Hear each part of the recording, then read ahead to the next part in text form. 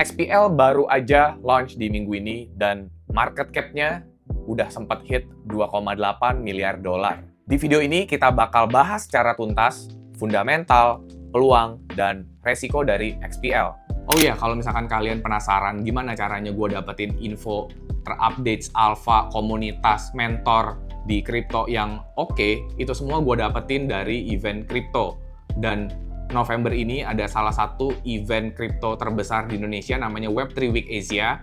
Jadi kalau misalkan kalian mau dapetin itu semua langsung dari para praktisi, kalian wajib ikut eventnya. Kebetulan gue juga punya promo code yang bisa kalian pakai.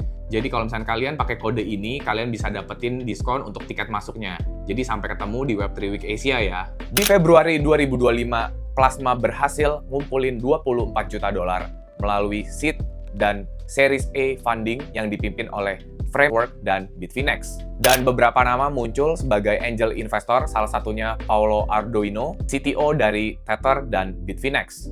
Ada juga Peter Thiel, founder dari PayPal. Plasma lihat stablecoin ini punya potensi yang sangat besar, bahkan bisa sampai triliunan dolar. Di tahun 2024, total volume perdagangan dari stablecoin itu mencapai 32,8 triliun dolar. Sebagai gambaran, angka ini 2 kali lebih besar dari total volume transaksi Visa di periode yang sama. Dan di bawah kepemerintahan Donald Trump, ada dukungan kebijakan untuk pengembangan stablecoins berbasis dolar. Hal tersebut dilakukan untuk menjaga dominasi USD atau dolar Amerika Serikat tentunya. Masalahnya, blockchain yang ada sekarang bukan dibuat khusus untuk stablecoin. Akibatnya transaksinya jadi mahal, transaksinya juga sering gagal, sistemnya yang tersentralisasi, dan fiturnya kurang mendukung stablecoin. Karena adanya masalah-masalah tersebut, akhirnya Plasma hadir sebagai solusi. Plasma klaim kalau mereka bisa jadi endgame blockchain untuk stablecoin. Singkatnya, Plasma ini blockchain yang dibangun khusus untuk stablecoin. Hal ini tentu aja bakal dorong adopsi stablecoin global ke level selanjutnya dan buka potensi triliunan dolar on-chain. Sekarang kita bahas fitur dari blockchain Plasma sendiri. Yang pertama, di Plasma ini kalian bisa transfer USDT tanpa biaya alias gratis. Kedua, mereka punya arsitektur EVM yang kompatibel. Jadi, para developer Ethereum bisa porting smart contract ke Plasma dengan relatif lebih mudah. Untuk keamanan, Plasma anchoring ke Bitcoin.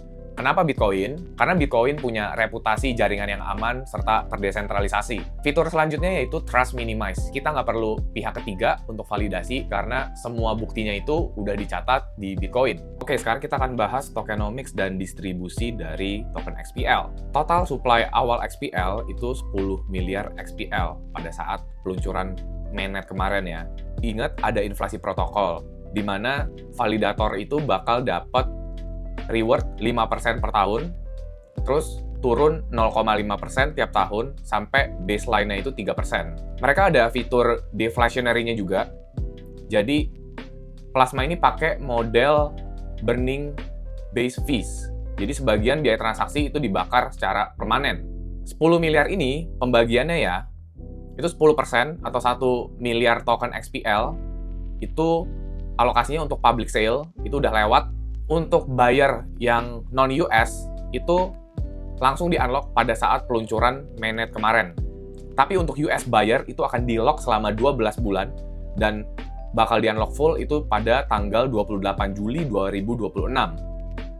Terus, ecosystem and growth, itu porsinya 40%, itu sekitar 4 miliar token. 8% dari 40% itu langsung di-unlock pada saat mainnet beta untuk insentif, liquidity, dan support. Sisanya, 32% itu bakal di-unlock secara bertahap bulanan dalam periode 3 tahun sejak mainnet. Terus untuk tim dan developer, itu alokasinya 25%, 2, miliar XPL, ya. Sepertiganya itu bakal di-lock selama 1 tahun semenjak launch. 2/3 sisanya itu di-unlock secara bulanan selama 2 tahun berikutnya. Jadi kurang lebih total vestingnya tuh 3 tahun. Terus untuk investor dan partner ya, alokasinya 25% atau 2,5 miliar token XPL. vestingnya sama kayak tim dan developer ya.